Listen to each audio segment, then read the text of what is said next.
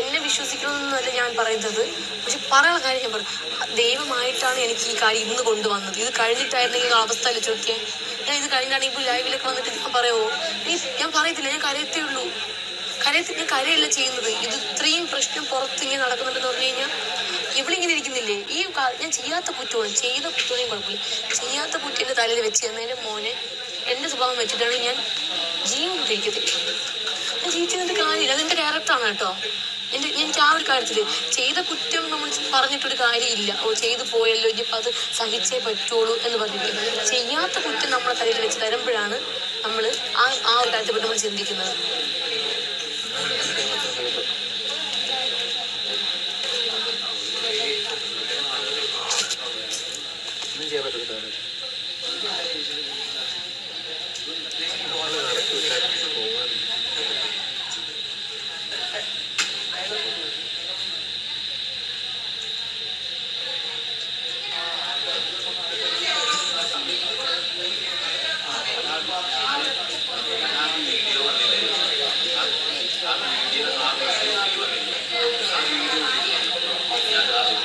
എന്തെല്ലാം കാര്യങ്ങള് അനീഷേട്ടന്റെ പറമ്പ് വിട്ടിട്ടാണ് അത് ഉണ്ടെങ്കിൽ പറഞ്ഞു. അതാണില്ല, അത് പറഞ്ഞു, അത് അറിയാം അവർക്ക്. ഞാൻ എന്താ പറയേണ്ടത്, ഞാൻ കുറ്റം ചുമത്തി കൊടുക്കുന്നതല്ല. ഇങ്ങനെ ഇവിടെ നടക്കുന്ന പല കാര്യങ്ങൾ. ഇപ്പൊ എക്സാമ്പിൾ, ഇപ്പൊ അനീഷേട്ടൻ ഒരു ചോക്ലേറ്റ് കിട്ടി, നിങ്ങൾ ഉണ്ടായിരുന്നു അന്ന്? ഇല്ലല്ലോ, ഒരു കോയിന് ആ ടൈമിൽ. അല്ലല്ല, ഇവിടെ മറ്റേ ജിത്തു ജോസഫ് സാറും ആസിഫ് അലിയും വന്ന് തന്നതാ. അത് അനീഷേട്ടനും കിട്ടി, എല്ലാവരും കിട്ടി. അനീഷേട്ടൻ്റെ കോയിൻ അവിടെ ഒളിപ്പിച്ച് വെച്ചിരുന്നു 2 ദിവസം. അവൾ കൊണ്ട് നടന്നു, അവൾ പറഞ്ഞില്ല. ഞാൻ എനിക്ക് അവളുടെ മോൻ കാണാൻ പറയുക, അവളാണ് എടുത്ത് വെച്ചിരിക്കുന്നത്. എല്ലായിടത്തും ചോദിച്ചു, കളിപ്പിച്ചു, ഞാൻ പറഞ്ഞു കൊടുക്കാം. പക്ഷെ അവൾ ചെയ്യത്തില്ല. അതാണ് പറഞ്ഞു, തൊട്ട് ഓപ്പോസിറ്റ് നിൽക്കുന്ന ആൾക്ക് എത്രത്തോളം ഫീൽ ആവുന്ന കാര്യം അവൾക്ക് പ്രശ്നമേ അല്ല. അതേപോലെ അവളുടെ എല്ലാ കാര്യങ്ങളും എനിക്ക് അറിയാം. ഇങ്ങനെയുള്ള കാര്യങ്ങൾ സപ്പോർട്ട് ചെയ്യത്തില്ല. ഞാൻ പറഞ്ഞ് മനസ്സിലാക്കാൻ ശ്രമിക്കത്തേ ഉള്ളൂ. പക്ഷെ പറഞ്ഞ് മനസ്സിലാക്കിയിട്ട് ശരി ഇനി ആവർത്തിക്കില്ല, ഇനി സോറി പറഞ്ഞിട്ട് വീണ്ടും അടുത്ത ഒരു പ്രശ്നം വരുമ്പോൾ വീണ്ടും അങ്ങനെ പോകും. അതിനിപ്പോൾ എന്ത് ചെയ്യാൻ പറ്റും? അതുകൊണ്ട് എനിക്ക് ഈ കാര്യമൊന്നും അല്ല. പക്ഷെ എനിക്ക് ഒരിക്കലും പൊറുക്കാൻ പറ്റത്തില്ല, അല്ലേ? ഇത് നിങ്ങൾക്കറിയത്തില്ല. ചിലപ്പോൾ ഇത് കണ്ടുകൊണ്ടിരിക്കുന്ന ഈ ഷോയുടെ ആൾക്കാരില്ലേ, ഇവർക്കറിയാൻ പറ്റും. ഇവിടെയുള്ള അവളുടെ സ്വഭാവം മാത്രമല്ല, ഇവിടെയുള്ള എല്ലാവരുടെയും ക്യാരക്ടർ അറിയാം. അവർക്ക് മാത്രമേ അറിയുള്ളൂ. ഇപ്പം നിന്റെ സ്വഭാവം ഞാൻ ഇപ്പം ഇങ്ങനെ കാണുന്നു, നിന്റെ യഥാർത്ഥ സ്വഭാവം ഞാൻ കാണുന്നില്ല. ഞാൻ മാറിക്കഴിഞ്ഞാൽ നീ ഇപ്പം എന്നെ പറ്റി എന്തെങ്കിലും പറയുന്നുണ്ടോ, എന്തെങ്കിലും തമാശ കളിയാക്കുന്നുണ്ടോ എന്ന് എനിക്കറിയില്ല. അത് ബിഗ് ബോസിനെ അറിയാം. വെളിയിൽ പോകുമ്പോഴല്ല, ഇതിനകത്ത് ബിഗ് ബോസിനെ അറിയാവുന്ന ഞാൻ പറഞ്ഞത്. ഫുൾ ടൈം അവരല്ലേ കണ്ടുകൊണ്ടിരിക്കുന്നത് ആ വ്യക്തികള്.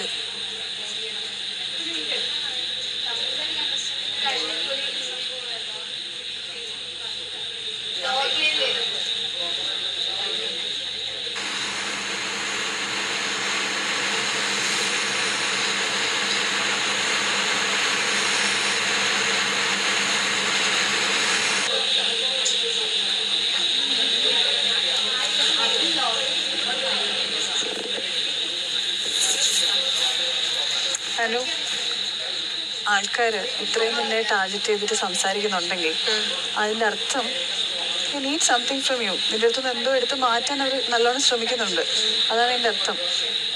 കരയിപ്പിക്കുക എന്നുള്ള പറഞ്ഞ് എന്തെങ്കിലും വെച്ച് തന്നെ കരയിപ്പിക്കുക എന്നുള്ളത്. കരഞ്ഞ് കഴിയുമ്പോഴത്തേക്കും പിന്നെ അത് ഡ്രാമയാന്ന് പറയും. ഓക്കെ, അപ്പം എല്ലാത്തിനും നോക്കിയിരിക്കുക.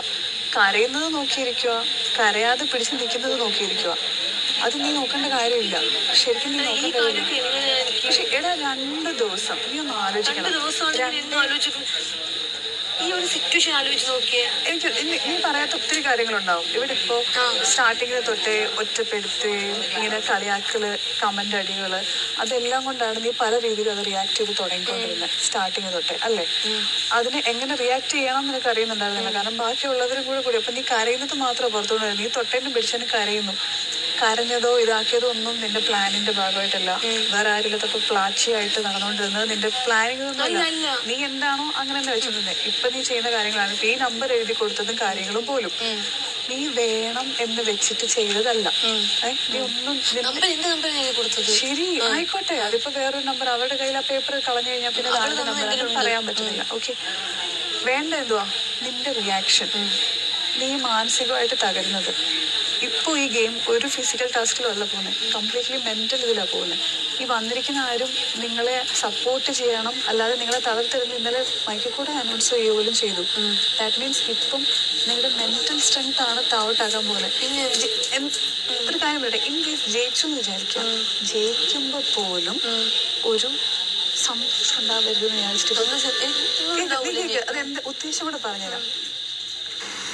പറഞ്ഞുകൊണ്ടിരുന്നാൽ അപ്പൊ അത് എടുക്കുന്ന സമയത്ത് ഉണ്ടാവേണ്ട ഒരു സന്തോഷമില്ലേ, ചിലപ്പോ അതിന് വേണ്ടിയിട്ടായിരിക്കാം. എന്തിനാണ് നിന്ന് കൊടുക്കുന്നു? വേറൊരാളുടെ കയ്യിലാണോ നമ്മുടെ സന്തോഷം? ആണോ? വേറൊരാളുടെ കയ്യിലാണോ? അതൊരിക്കലും വേറൊരാളുടെ കയ്യിൽ എത്തിക്കാൻ പറ്റരുത്. ആരെന്തൊക്കെ ഇപ്പം ഇറങ്ങി പോയി കഴിഞ്ഞിട്ട് ഇപ്പൊ ഈ കാര്യം പറഞ്ഞ് ഇത് ക്ലിയർ ചെയ്യാനായിട്ട് ആദ്യം ഇപ്പൊ അകത്തില്ല, പുറത്തുള്ള ആദ്യം അടുത്ത് പോയി ക്ലിയർ ചെയ്യേണ്ട കാര്യം നിനക്കില്ല. ഇതൊരു സില്ലി കാര്യമാണ്. രണ്ടുപേര് പെരിറ്റായി പോകുമ്പോൾ നിങ്ങൾ ഫ്രണ്ട്സ് ആയിട്ടിരിക്കും. ഇപ്പോൾ ജിസയിലാണെങ്കിൽ അവളുടെ അമ്മയുടെ നമ്പർ എനിക്ക് എഴുതി തന്നിട്ടുണ്ടായിരുന്നു. പിന്നെ അവളുടെ മാനേജേഴ്സിന്റെ പേരും അവർക്ക് ഡിസൈനറിനെ മാറ്റണമെന്നുള്ളത്. ഞാനാണെങ്കിൽ എല്ലാ ആഴ്ചയും പോകുന്നത് നിന്ന് നമ്മൾ പോകുമ്പോഴത്തേക്കും ആത്മാർത്ഥമായിട്ട് മറ്റേ ആൾക്ക് ചെയ്ത് കൊടുക്കാൻ പറ്റുന്ന ഒരു ഹെൽപ്പ് എന്നുള്ള രീതിയിലാണ്. ബിക്കോസ് പറയും അതിന് അവരുടേതായ രീതിയിലാണ്. പക്ഷെ പെട്ടെന്ന് ചെയ്യേണ്ട ഒരു കാര്യമാണെങ്കിൽ നമ്മൾ നമ്പർ ആവശ്യത്തിനൊക്കെയാണെങ്കിൽ അവർക്കാണെങ്കിൽ അത് ചെയ്തിട്ടുണ്ടാവും. അത് PR-ൻ്റെ ഒരു കാര്യമായിട്ട് റിലേറ്റ് ചെയ്ത് മാറ്റിയിട്ടുണ്ടെങ്കിൽ അത് ഇന്ന് 98ാമത്തെ ദിവസം അതെടുത്തിടണമെന്നുണ്ടെങ്കിൽ വേറെ ഒന്നുമല്ല ആവശ്യം. ഉള്ളിൽ നിന്ന് വേറൊരാൾ സന്തോഷിക്കരുത് എന്നുള്ളത് കണ്ടിട്ടായിരിക്കും. എനിക്ക് മനസ്സമാധാനം തരും. അതിന് നിന്ന് കൊടുക്കരുത്. ഒരു കാര്യം പറഞ്ഞോട്ടെ, ഇന്നലെ വീഡിയോ കാണിച്ചപ്പോഴത്തേക്ക് ഇമോഷണലായി നിങ്ങൾ ഹഗ് ചെയ്തു, അതൊക്കെ ശരി, സമ്മതിച്ചു, അതെല്ലാം ഉണ്ട്. പക്ഷെ അതല്ല ഉള്ള സമയത്ത് നിങ്ങളുടെ ഫ്രണ്ട്ഷിപ്പ് അത്ര സ്മൂത്തായിട്ടല്ല പോകുന്നത്.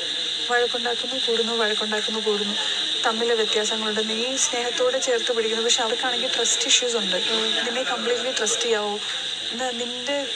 നീ ഫേമസ് ആയതുകൊണ്ട് നിന്റെ കൂടെ നിൽക്കുവാണോ? അങ്ങനെ വരെ അവർ ചിന്തിക്കുന്നുണ്ട്. അങ്ങനത്തെ ഒരു രീതിയിലും നീ അങ്ങനെ വിചാരിച്ചിട്ടില്ല എന്ന് നിനക്ക് ഉള്ളിൽ അറിയായിരിക്കും. അവർക്ക് എന്താ ട്രസ്റ്റ് ഇഷ്യൂ? അവർക്ക് ജീവിതത്തിൽ കുറേ സ്ട്രഗിൾസും കാര്യങ്ങളുള്ളതാണ്. അപ്പം നമ്മളാണെങ്കിൽ ഒരു കാര്യം പറയുമ്പം അവർ കംപ്ലീറ്റ്ലി അവരുടെ എന്താ പറയുക എനിമീസ് എന്നാ പെട്ടെന്ന് കാണുന്നത്. അത് രണ്ട് കുട്ടികൾക്ക് അവരുടെ ജീവിതത്തിലുള്ള എക്സ്പീരിയൻസ് ഉണ്ടായിരിക്കും. നീ അപ്പം സ്നേഹത്തോടെ ചേർത്ത് വെച്ചിട്ട് ചെയ്യുന്ന കാര്യങ്ങളാണെങ്കിലും അവർക്കത് വിശ്വസിക്കാൻ പറ്റത്തില്ല. പുറത്തിറങ്ങിക്കഴിഞ്ഞിട്ട് നീ അവരെ മൈൻഡ് ചെയ്യുവോ അല്ലെങ്കിൽ കംപ്ലീറ്റ്ലി ഒഴിവാക്കുവോ ഒക്കെ ചെയ്യുമെന്നൊക്കെ അവർക്ക് ഉള്ളിലൊരു വേവലാതിയൊക്കെ ഉണ്ട്. സ്വാഭാവികമായിട്ട് അവർക്കുണ്ട്. അവർ പുറത്തിറങ്ങി കഴിഞ്ഞിട്ട് അതിലേക്ക് ഒരു തീരുമാനം എടുക്കത്തുള്ളൂ. ഉള്ളിലെ കാര്യങ്ങൾ ഗെയിമും കൂടെ ആയിട്ട് കംപ്ലീറ്റ്ലി ഇങ്ങനെ എന്താ പറയുക എല്ലാം കൂടെ മിക്സപ്പ് ആയിട്ട് കിടക്കും. ഈ കാര്യം പോലും ഗെയിമുമായിട്ട് ഇൻക്ലൂഡ് ചെയ്ത് അങ്ങനെ പറഞ്ഞതാവാൻ നല്ല ചാൻസ് ഉണ്ട്. അല്ലാതെ നിന്റെ ഒരു സ്വഭാവമോ നിന്റെ ഇൻറ്റൻഷനോ അവർക്ക് ഒരു സംശയമായിട്ട് ചെയ്തതായിരിക്കത്തില്ല. അങ്ങനെ ഒരിക്കലും ചെയ്തതായിരിക്കത്തില്ല. അതുകൊണ്ട് ഇപ്പോൾ അതിനൊരു തീർപ്പ് കൽപ്പിക്കാൻ പറ്റത്തില്ല. നീ ഇത് കേട്ട് ഡൗൺ ആയിട്ടിരിക്കാതെ നിനക്ക് ആകെ ചെയ്യാൻ പറ്റുന്നൊരു കാര്യമാണ് ഇത് കേട്ട് നീ ഡൗൺ ആയിട്ടിരിക്കരുത്. ഇപ്പൊ എല്ലാവരും വന്ന് എത്ര പേരുണ്ട്? ഇപ്പൊ ബാക്കി 6 പേരുണ്ട്. വേറെ ആരുടെ ഇത്രയും ഒരു പിൻ പോയിന്റ് ചെയ്തിട്ട് ചെല്ലുന്നില്ല. നിന്റെ അടുത്ത് മാത്രം വരുന്നുണ്ട്. എങ്ങനെയാ കരച്ചിലോട്ട് പോയെന്ന് എനിക്കറിയത്തില്ല. നീ കരയാൻ പാടില്ലായിരുന്നു. ഇനിയെങ്കിലും പിന്നെ മാറ്. സന്തോഷിക്കുന്ന അങ്ങനെ നിനക്ക് മാത്രം എന്ന് വിചാരിക്കണ്ട. സ്ട്രോങ് ആയിട്ടുള്ളവരത്തോട്ട് ഭയങ്കരമായിട്ട് പ്രശ്നങ്ങൾ വരും. ദൈവം എന്തെങ്കിലും സങ്കടങ്ങളോ ഏതോ തരുന്നുണ്ടെങ്കിൽ അത് താങ്ങാൻ പറ്റുന്നവർക്കേ തരത്തുള്ളൂ. ഓക്കെ, ഇങ്ങനെ ഇരുന്ന് താങ്ങുന്നവരുണ്ടാവും, ഇതിനെപ്പോലെ കരഞ്ഞിരുന്ന് താങ്ങുന്നവരുണ്ടാവും. പക്ഷെ ഒരിക്കലും അങ്ങനെ പറ്റാത്തവർക്ക് ദൈവം ഒരു സങ്കടവും തരത്തില്ല, ഒരിക്കലും തരത്തില്ല. നിനക്ക് എന്തുമാത്രം ബെയർ ചെയ്യാൻ പറ്റുന്നുണ്ടോ അതിൻ്റെ ഏറ്റവും വലിയ പരീക്ഷണമാണ് ഈ ഷോ. അങ്ങനെ നല്ല രീതിയിലുള്ള പരീക്ഷണമാണ്. മെൻ്റൽ സ്ട്രെങ്ത് ആണ് കൂടുതലും വേണ്ടത്. ഇവിടെ ഫിസിക്കൽ സ്ട്രെങ്ത് അല്ല, ഇമോഷണൽ സ്ട്രെങ്ത്, മെൻ്റൽ സ്ട്രെങ്ത്. എത്രത്തോളം കുത്തി നോക്കാവോ, എത്രത്തോളം ഇമോഷണലി ഡൗൺ ആക്കാവോ, അതിൻ്റെ എല്ലാം കൂടെ. നീ കരയുന്ന കാണുമ്പോഴത്തേക്കും എത്ര പേർക്ക് ഓക്കെ 2 രീതിയിലാണ് നോക്കുന്നത്. കരയിപ്പിച്ചെന്നുള്ള സന്തോഷം, ഡ്രാമ തുടങ്ങി എന്നുള്ളത്. നിനക്കൊന്ന് കരയാതിരിക്കാൻ പറ്റുമെങ്കിൽ അവർക്ക് ആവശ്യമുള്ള എന്താണോ അത് നീ ഉള്ളിൽ നിന്ന് സന്തോഷത്തോടെ അത്രയും സ്നേഹത്തോടെ എല്ലാ കാര്യങ്ങളും കൊടുത്തത് കൊണ്ടാണ് നിനക്ക് ആ സങ്കടം വരുന്നത്. അതിന് 2 ദിവസം കഴിഞ്ഞ് പുറത്തിറങ്ങിയാലും നിന്റെ ജെന്യുനായിട്ടുള്ള സ്നേഹമാണോ അല്ലയോ എന്നുള്ളത് അവരെ അറിയിക്കാനുള്ള സമയവും സന്ദർഭവും നിന്റെ കൈ കിട്ടും. 2 ദിവസം 48 മണിക്കൂർ അത്രയും വെയിറ്റ് ചെയ്താൽ പോരെ? ആ സമയത്ത് ഇവരുള്ളത് എന്ത് വേണം പറഞ്ഞിട്ടെന്ന് വെക്കണം. ഇവരെന്താ പറഞ്ഞിട്ടെന്ന് പറയാം.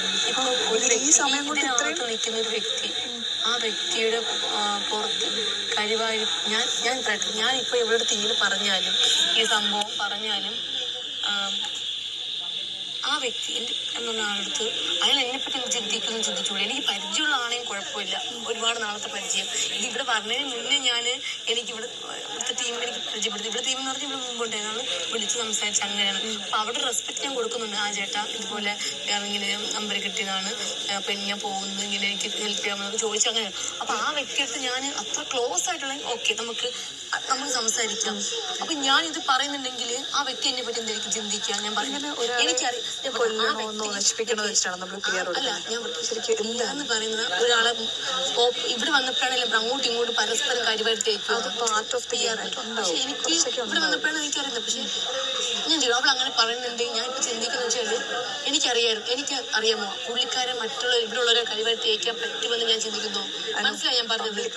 എന്നെ സപ്പോർട്ടിലാണ് ഞാൻ എന്നെ സപ്പോർട്ട് ചെയ്യാൻ അതെ അതെ. എന്റെ കൂടെ നിൽക്കുന്ന ആൾക്കാർ അവരോട് നീ ചെയ്യണം, കൊടുക്കാനല്ല, നീ അത് പറയണ്ട, അങ്ങനെ ചെയ്യണമെന്ന് നീ പറയണ്ട. പക്ഷെ ഓട്ടോമാറ്റിക്കലി അവരുടെ ജോലിയുടെ ഭാഗമായിട്ട് അവരങ്ങനെ ചെയ്തേക്കാം. പക്ഷെ അതൊരിക്കലും അകത്തിരിക്കുന്ന ഇതൊന്നും അറിയാത്ത നീ പറഞ്ഞിട്ടാണെന്ന് നിന്റെ അടുത്തോട്ട് വരുന്നുണ്ടെങ്കിൽ അത് അത്രയും മണ്ടന്മാരായിട്ടാ വരുന്നത്. ഒരിക്കലും നീ പുറത്തെ കാര്യങ്ങൾ ഒന്നും അറിയുന്നില്ല, അല്ലെങ്കിൽ ഇവിടെ നിന്ന് നിനക്ക് മേളിലോട്ട് നീ ഇത് വിട്ട് കത്തൊന്നും പുറത്തോട്ട് വിടുന്നുമില്ല ഇന്ന പോലെ ചെയ്യണമെന്ന് പറഞ്ഞ ഫാമിലി വീട്ടിൽ വന്നവരടുത്ത് നീ എഴുതി കൊടുത്ത് വിട്ടിട്ടില്ല.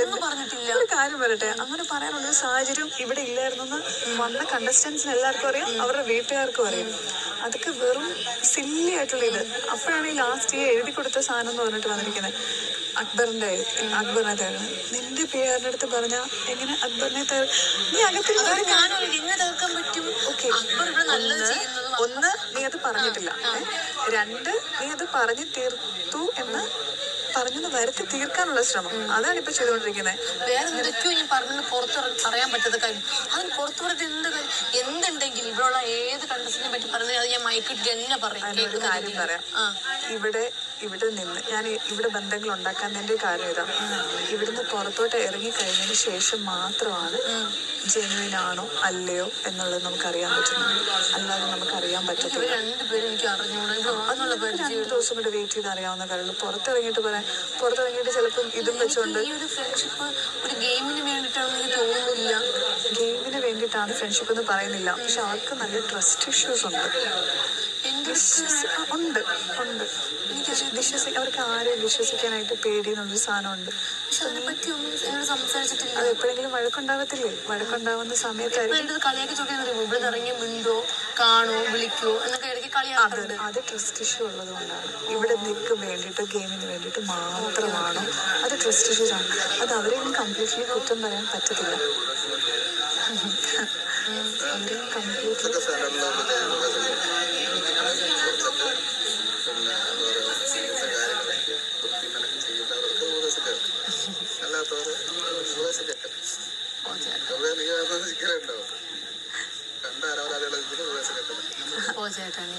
ജിഷിനെ ഇവിടെ നിന്ന് പഠിച്ച് പല്ല് പൊടിച്ച് രോഗി പോയാലും കുഴപ്പമൊന്നുമില്ല.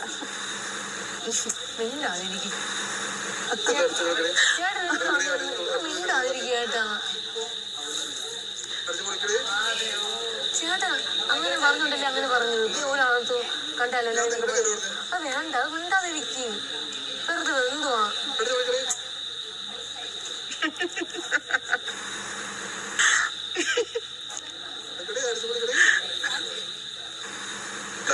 ചേട്ടാ ഒന്ന് നീ ചിരിക്കാ കണ്ടിട്ട്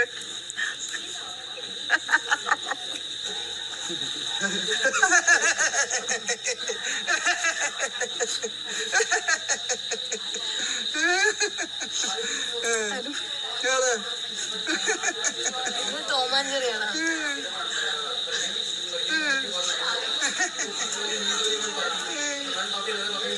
ട്രസ്റ്റ് ഇഷ്യൂസ് ഉണ്ടാവും ഭീകരമായിട്ട് ആൾക്കാർ. അത്